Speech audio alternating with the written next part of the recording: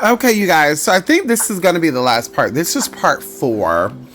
Now, this gets very deep, and I'm going to keep this very basic. Of course, if you're trying to do advanced work and/or you need, specifications on personal opinions or situations, you can always email me, and then of course we could set up a consultation and/or a collaboration.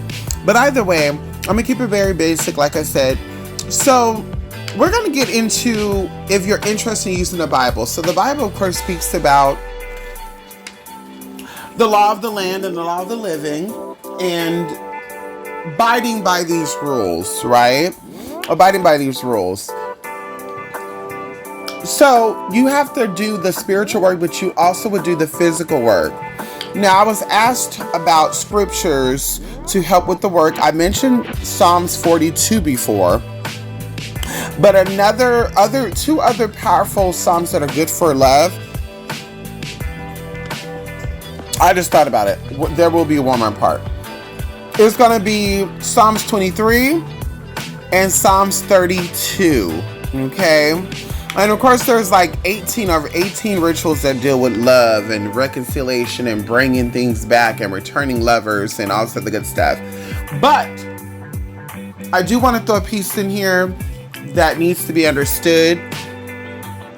Sometimes if you've already done your work, you could be love jinxed, or you could have some type of love hex, whether it is, an ex, a bad situation turned sour, you possibly cheated on your ex, you tie yourself up, you block yourself from manifesting your true desire, your true love. Let's say, for a good example, even if there's a man and a woman who are meant to be together and you try to persuade this man or this woman, so you kind of mess up their connection, their spiritual connection to have your fun.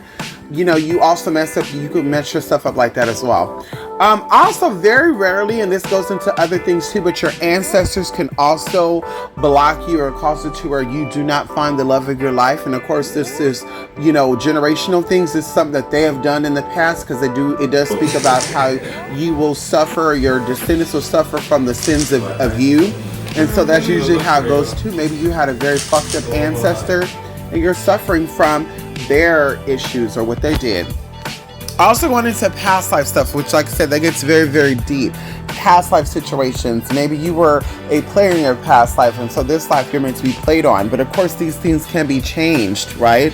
We have contractual reconciliation. There are spirits out there, angels out there, deities out there who can actually rewrite your whole life all over. And of course, it is your will, right? Your will be done. No one else could interfere with that or change that. It's up to you to figure out how to go about that. And of course, I have the solution. I have the ways. But anyway, so yes.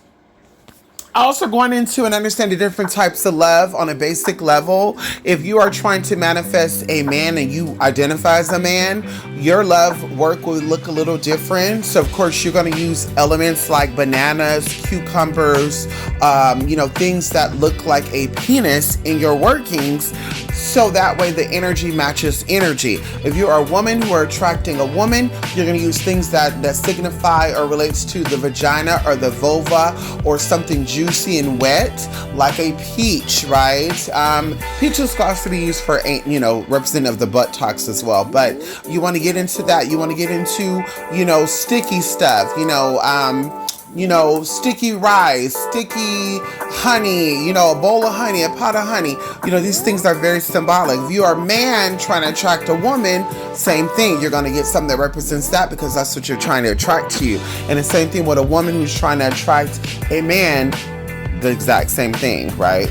Energy has to match energy. Now, of course, there's higher levels to that. There are specific items that a male who's looking for a male would need and a woman who's looking for a woman would need. And of course, I have that information. But like I said, you would have to hit me up for that work because, unfortunately, I like to feed my enemies. Hello! So yes, understanding you could be love crossed, so you need to clear out that energy. Understanding that there's levels to this, and I gave you out basic stuff. And now the next video, we're going to go into a little more deeper, and that's going to be the last part, y'all. Anyway, I hope you guys enjoyed these parts, this series so far. I'll definitely be coming back down the line and be doing more little, videos or little parts on other type of workings. Anyway, check y'all out later. Love and light. Love and